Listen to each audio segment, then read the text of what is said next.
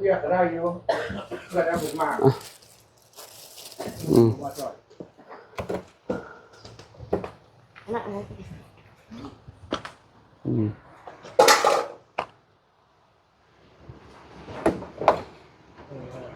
แขนมันใหญ่นะแล้วก็ปลุกแต่แห้งมัน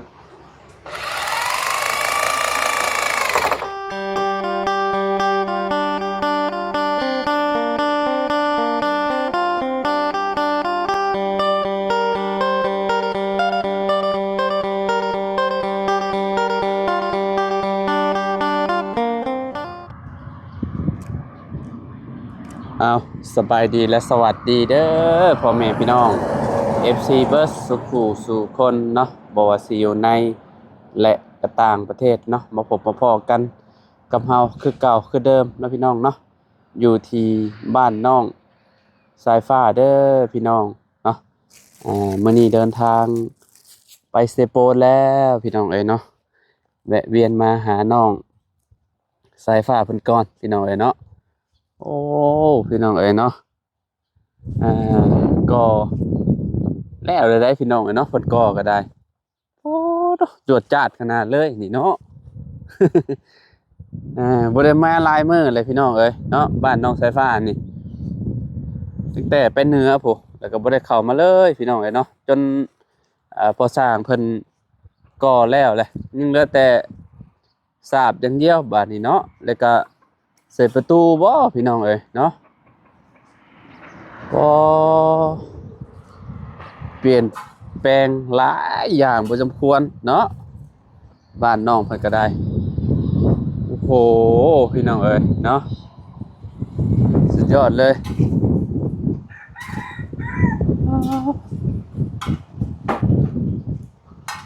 โอ้โอ้พี่น้องเอ้ยเนาะโอ้กำลังใส่บานประตูอยู่พี่น้องเอ้ยเนาะสบายดีแล้วพอเด้อสบายดีสาว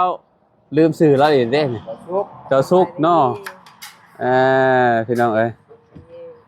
มาจากมื้อแหละวันนี้อืมโดยพี่น้องเอ้ยเนาะพากันกินข้าวเช้าแล้วตำแตงเรียบร้อยโอ้พี่น้องเอ้ยเนาะยังเหลือแต่ยังนี่พอใส่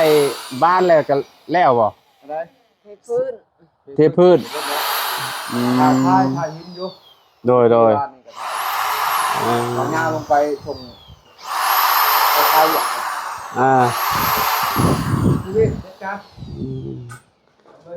โอ้น้องมุทวีซอยน้องมื้อนี้เนาะสีเบิ่งโอ้สร้างมุทวีแล้วนี่เนาะโอ้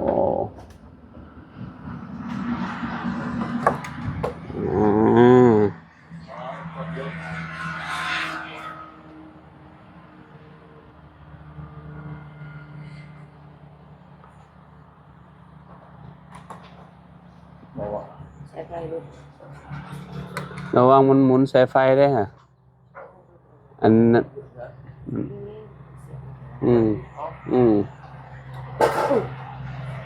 เอาหมุนใส่ก้อนอ้ายวะเอาหมุนใส่แบบเพิ่นพอสร้างเฮ็ดน่ะแล้วก็หมุนเขาบัดนี้จังง่าย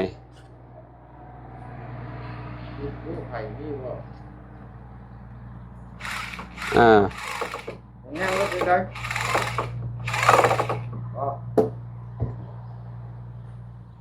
เรียกได้อยู่เพื่อนเอาผมมาว่าจ่อย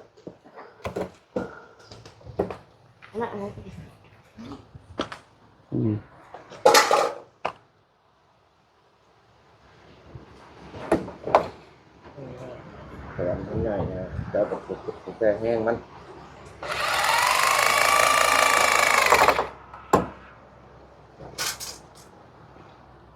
อันนี้สว่านเจาะปูนนำบ่พอนี่นะสองเขื่อนรถใหญ่เนาะตัวน้อยคือขั้นในขั้นรองขั้นขอใส่ในตัวเดียวเลย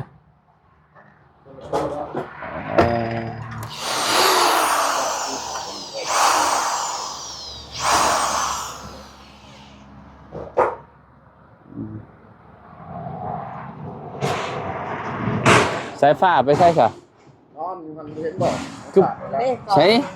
นั่นแหละนอนนั่นแหละ เอาแม่นบ่ แม่น โอ้โหบ่ได้เห็นเพิ่นเลยเพิ่นนอนอยู่หั่นเนาะโอ้ยพี่น้องเอ้ยเนาะอืมเทพื้นพร้อมเนาะ ดูไว้ว่านี่จะทำแบบ บุญทวีเป็นผู้ช่วยมื้อนี้พี่น้องเอ้ยเนาะ แล้ว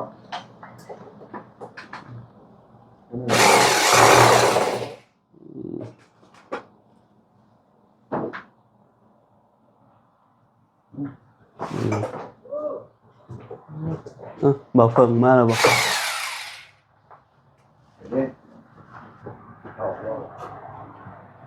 ไป มันบ่ตรง เอาโอ้ย ไฟบ่ติดบ่ไหนบอลรถขับแข่งไหนเข้าบ้าน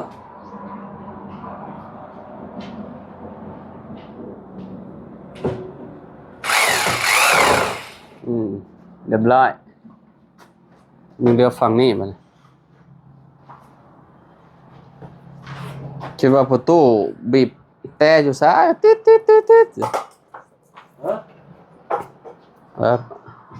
ว่าเจ้าบ่บีบแกติดมาดีไปนะ โอ้ยสบายดีตู้เด้อ สบายดีลูกหลาน เด้อ ดีไม่แห้ง โอ้ใส่บ้านเลยครับแล้วบ้าน กำลังใส่บ้านน้องบุญทวีซอยอยู่พี่น้อยเนาะโอ้ของน้องของน้ำนี่ใส่เรียบร้อยเนาะโอ้สายฟ้าอาบน้ำอยู่นี่พี่น้อยเอ้ย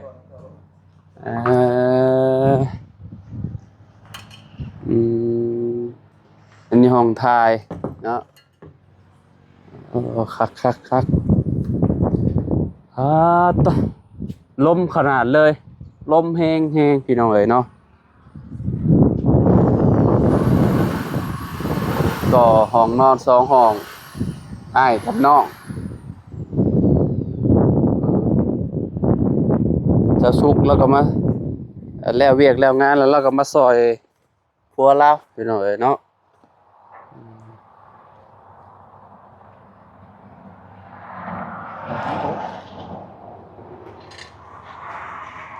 สายฟ้าก็หนาวเลยนอนหนาวอยู่เราก็ได้จะน้อยแล้วเนี่ยก็เข้านอนอันนี้ก็สบายแล้วเนาะ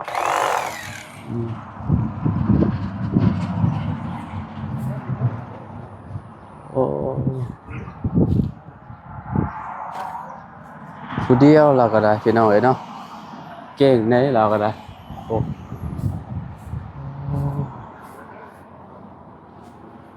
หาสายฟ้าก่อนจักบาทนอนน้ำบ่ตื่นอยู่คนน้อยนี่หนาวแห้งบ่ใช่พอ ลูกมันไม่ท เป็นอะไรหนาวบ่ฮะสบายดีเป็นยังไงฮะ นอนนักตื่นนอนก็เห็นอย่างนี้ บ่นี่ไม่ชอบนี่นะ แม่น เลย นอนตื่นมาก็เห็นเลยบ่โอ้มันแตกแม่นแล้วอ่ะมันหนาว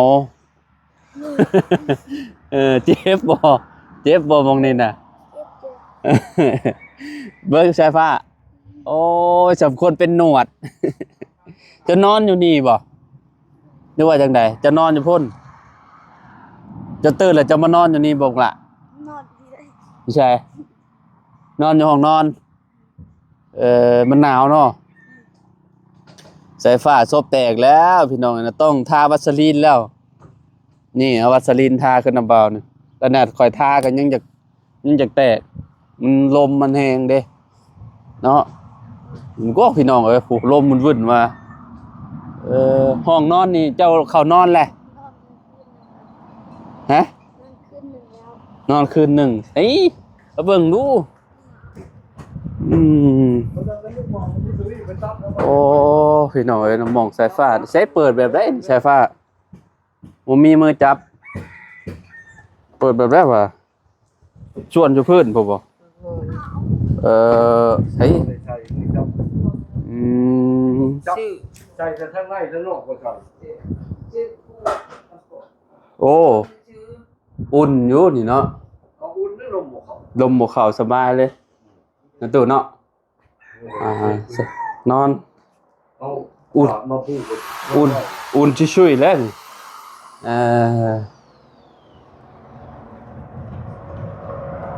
ต้องจับข้างนอกข้างในพร้อม จับอยู่ข้างนอกมันจับมันก็บ่มีอันนี้ แม่นก็ต้องจับเรียนอยู่แล้วเนาะหนาวพี่น้องเอ้ยเนาะยามเช้าๆอากาศฮะ มาอยู่ ยังบ่มาแล้วเราหนาวสวยหน้าเลย ยังเลย บ่ใส่ฟ้า เอาไปตัดไม้ จะไปตัดไม้ไม่ให้ยัง มาเห็ดรับคนพัก หึ มาเห็ดสวนพัก เฮ็ดชวนพัก เนี่ย โอ้นี่ใช้บ่อนเจ้าสิปลูก มันไม่เลย กินข้าวแล้วกินแล้วเรียบร้อยแล้วกินกันยัง จำแก้ม ใครตำให้กิน ภาษา พอสร้างโอ้พี่น้องไอ้คนกุ๊บพอสร้างตำให้กินบ่ เขาหูจะมาตอนไหน โอ้ข่อยไปจอดรถไว้อยู่พุ่นเจ้าบ่ได้ยินเสียงรถข่อย ลมยิ่ง ลมแรงเนาะ หากี่ถ้วย อืม หนาว หนาวพี่น้องเนาะอันนี้ฮะกระแตกนี่บ่นี่น่ะนี่หมอกกี่ชบนี่ได้ แต่งวัน แต่เมื่อวานนี่คือสิบ่แห้งปานนี้เนาะ มันแน่นมา ปล่อยว่าวอยู่บ่ พออยู่ ใช่บ่าว ใบกุ้ง ใส่กุ้งมันข้างบ่ ตุย เอ เบาแห้ง เออ เสือกกะเมื่อเสียงจริงมา ใช่เบิ่งไปสิเฮ็ดให้ ถ่ายปีมา อืมบาร์บี้สิเฮ็ดให้บ่ เลย ใช่บ่อนเจ้าสิปลูกผักเลาะบ่ก่อนนะไปพาไปไปเบิ่งก่อนพี่น้องเอ้ยเนาะ นี่เห็นจะเปล่าข้อขัด เฮ้ยอันนี้ไม่เดิน ใช่ ใกล้แล้ว หมอใกล้น้ำแล้วมันจะสบายประตูมันจะบ่เมื่อยอันนั้นเนาะใช่ฟ้า นี่นะ นี่บ่หมองเจ้าเสียหญ้านี่บ่ เลย เจ้าเสียต่อเพื่องออกนี่นะ เลย โอ้ยิงมาหน่อยเนาะมาพี่เนาะคิดเจ้าสิปลูกหยัง ปลูกผัก ผักหยัง โอ้ ผักบ้งบ่ไว้กินหมูกระทะเนาะ ผักบุ้งเนี่ยกับผักเฮา ผักกาดบักแตง เลย จะคัก แล้วก็ผักหอม ก็สิงามอยู่ดอกเนาะพวกพัง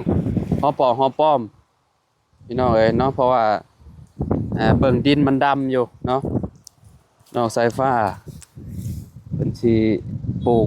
แนวอยู่แนวกินพี่น้องโอ้น้อยๆก็รู้จักความอยากปลูกเนาะแต่ละปีจะปลูกอยู่บ่ บ่ ขุดนานพอดีเนาะ กายนี่ก็ ขุดนานพอดีเอาประมาณบ่ใหญ่บันไดพี่น้องเอ้ยเนาะแล้วก็ ต่อจะพวดน้ำกอกมาเลย อืมเนาะต่อจากหัวตัวนี้เนาะ เลย แล้วก็เอามานี่เนาะมองพอแล้วบ่สำนี้น่ะ เลย โอ้ เราจะทำนี่แหละก็ออก ชวนครัวพี่น้องเอ้ยเนาะนี่ตะนาง ใส่ตะนาง ใส่ตะนางเอาบ่ เลย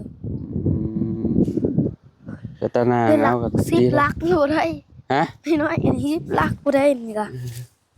พอแล้วบ่นี่หรือว่าจังได๋ พอแล้วสิ เพ น้ำ ราะ มั ว่า นสี่น้ำเฮา เพราะว่าใส่ตะนางเอาเนาะใส่ตะนางเอาก็ประมาณเอา ประมาณสี่ ออกห่างกันหน่อยหนึงพี่น้องเอ้ยเนาะ ประมาณสี่ เอาปึ๊บ ห้า ปึ๊บลงก็ไปพูด 6 7 8 จะไปตัดอยู่แซนนี่น่ะอยู่ป่าพุ่นบ่ 10เลยนี่ป่านะพุ่นแหละ โอ้กับโบอันนั้นบันไดเนาะกับโบไกลบันไดซะอยู่ย่างไปนี่พี่น้อยเนาะ เขาพ่อกับตันเอาใหม่อีก บ่พอก็ไปตัดเอาใหม่อีกเนาะ เลย เฮ็ดคันใหญ่ๆโลดบ่าวครับปล่อยแจ้งโลด เมื่อยแล้วเสียใหญ่ อืมโอ้เท่าน่ะบ่าวเนี่ยเอาปล่อยแจ้งนั่นแหละเฮือนเจ้าเพราะว่ามันบ่ได้มีสายไฟพุสายไฟอยู่พุ่นพี่เฮือนน้องสายฟ้าไปอยู่ฝากนี่เนาะปล่อยไปโอ้มีอีกเด้พุ่นเนาะโอ้ไฟฟ้าแรงสูงอยู่พุ่น โอ้อยู่โห มันใกล้เนาะเปล่ามันบ่ฮอดแล้ว ยันมันขาดติสมมุติว่าเฮ็ดใหญ่ ขาดแต่ เชือ เสื ก อก ขาดไปตกใช้ไฟฟ้าเจ้า บ่ฮอดเนี่ยแต่ข้าง ก็บ่ไกลปานใดเด้อน่ะบ่าวว่าแนมไปเลยเฮ็ดได้ ใกล้ใกล้ ไฟ เติบ อยู่พุ่นบ่ได้พี่น้องเห็นบ่ลักเสาไฟฟ้าให้สูง ใกล้เติบ ไกลเติบอยู่แต่คะแนนมันบ่ขาดก็บ่เป็นหยังเนาะ เลย นั่นแต่มันขาดบ่ขาดดอกเฮ็ดบ่าวเอาน้อยๆเอาเนาะไฟฟ้าเนาะ เฮ็ดบ่ใหญ่ ใหญ่ซำใดแต่สิเฮ็ด ชมกระหมอน เอา4-5 เมตรโลด ชมกระตุกใหญ่อันนี้แหละ เอออันนี้เจ้าไปตัดเอาตะกอนนั่นเหรอวะอันนี้นะไม่นี่นะ เลย อืมประเทศทั่วไว้แล้วพี่น้องเอ้ยเนาะน้ำกอก มัน เพิ่น ทวี เนาะ ตื่นแล้ว ฮะ มันทวีตื่นแล้ว ตื่นแล้วเราไปซอยพ่อช้างโอ้โห ห้องเฮาได้นั่นนะ ใช้ห้องเจ้าห้องใด ห้องน้ำมนต์มันทวีย่างไป ที่ติดอันบ้านน่ะห้องเจ้าบ่ เลย งามบ่ห้องเจ้าแต่ฟ้า ยังบ่ทันไม่ nóก็งามหั่นแหละ อ้าวได้แล้วหนึ่งไว้เถอะวะ เอ้าห้องไปห้องลาวเด้เจ้าลองปิดตะมึงดูอ่ะ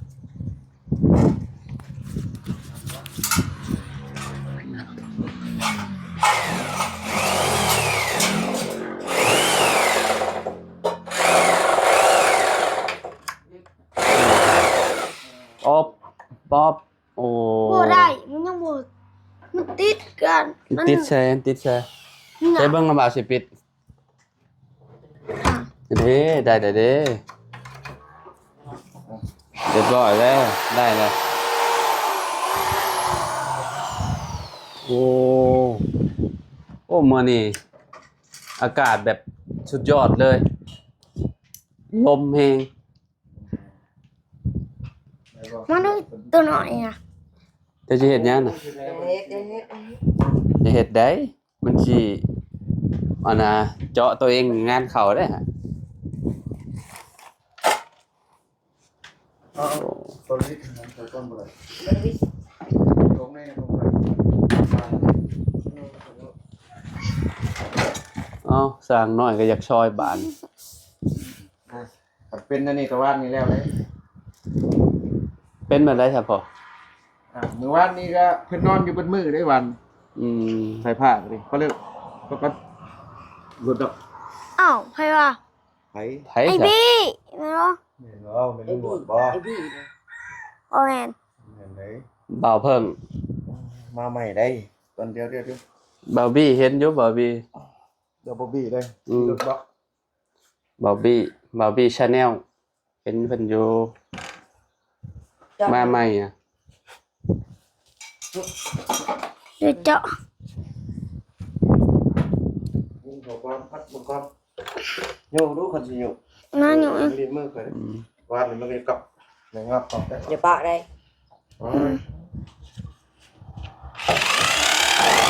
พัดก่อน อืม เอ้ยทุบก่อนนี่เอาเก็บทำละทำไงไปละ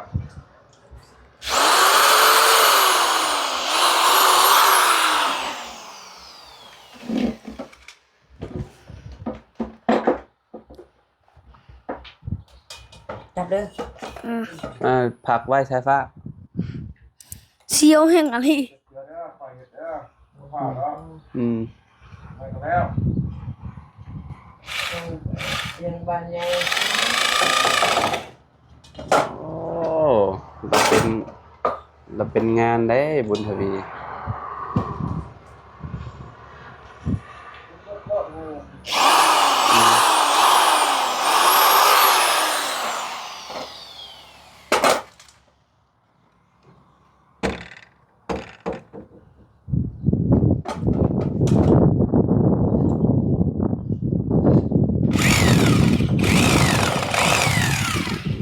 เรียบร้อย จับอีจับ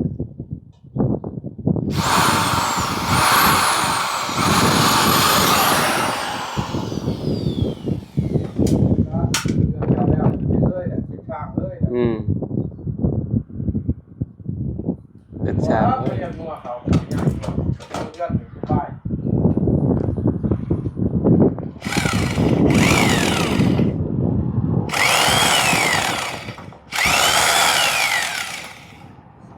เอาดูครับ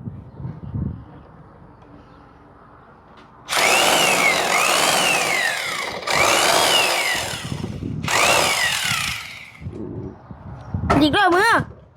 เดี๋ยวพาเดี๋ยวถึงพิธา ยิงเรือตัวเทิงมาเนี่ย โอ้ย จอบบัลลอด แล้วก็ก้อน จอบบัดชาบแล้ว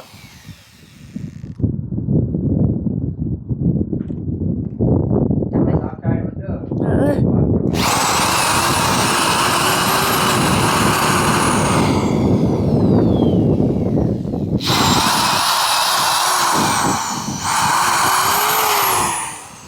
ลงเจาะมือนี่กับสี่เอามองนี่ เราเป็นมวยเลยพี่น้องเอ้ยเนาะโอ้เรียบร้อยบานนี้ปิดใช่ฟ้าเออ ได้แล้วพี่ซา แล้วพี่น้องเอ้ยเนาะ ลงก่อน ลงมาใช่ฟ้าเออ โอ้เก่งเลยช่องไอ้น้องโอ้ เก่งเนาะพี่น้องเอ้ยเนาะถือว่าสุดยอดเลยเนาะ ขี้ตุ้ง บุญทวีกับซอยพี่น้องมื้อนี้เนาะไปชนะบ่าวไปปะเดี๋ยวมื้อนี้เด้อ เอาไปไว้แท้ อยู่ดีมีเฮงนะบ่าวเดินทางต่อก่อนเนาะ ที่ไปใส่ นะบ่าวสิไปเชโปน เด้อ พอกันเนาะไปสบายดีเด้อ สวัสดี เลยไปสพี่น้อยเนาะอยู่ดีมีเฮงเบ่สุขสุคนเนาะมื้อนี้มาก็ถึกจังหวะน้องบุญทวีเป็นซอยพอสร้างอยู่พี่น้อยเนาะแล้วก็น้องสายฟ้าเนาะเพิ่นก็ซอยกันพี่น้อยเนาะอากาศก็หนาวพี่น้อยเนาะเอาพ่อๆกันใหม่เนาะอยู่ดีมีเฮงเบ่สุขสุคนเด้อพี่น้องเด้อเนาะสบายดีเด้อพี่น้องเด้อเนาะ